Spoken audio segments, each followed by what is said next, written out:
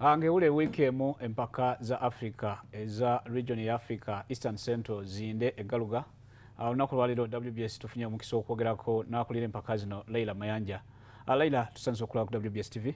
Sanze nnyo okubeera wano.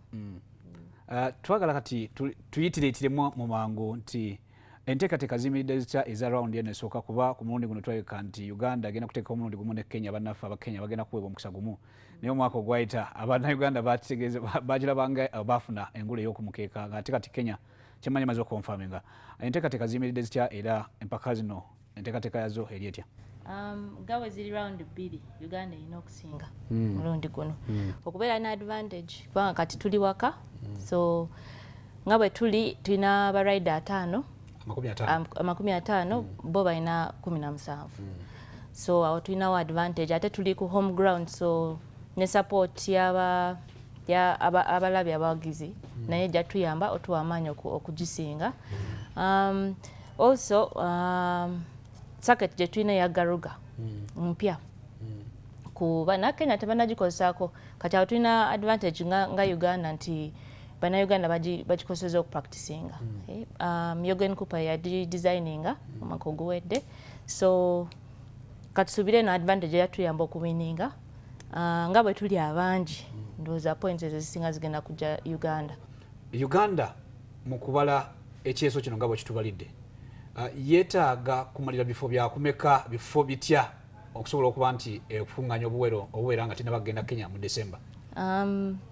Ndowooza nga bwe kiri tulina kubeera na top positions ezisinga mainly top positions okufuna points maximum points tubeere nti tewali bwe tugenda e Kenya already nga tulina advantage nene nnyo mu classes zonna tulina kirwanira tubeere nti ffe tusinga top positions nga bwe tuli abangi ndowooza points zonna tugenda ziyoola.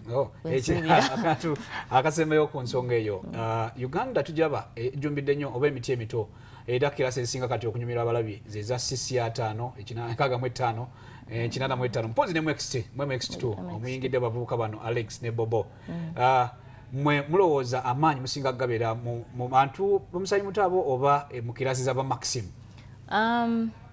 Maxim ndowooza ba Maxim nga bwe tulaba ndowooza ba musayi muto kakati babataddemu amaanyi bangi bajja buli mwaka beeyongera bungi so I think ndowooza awo bwe tulina amaanyi gaffe nga Uganda.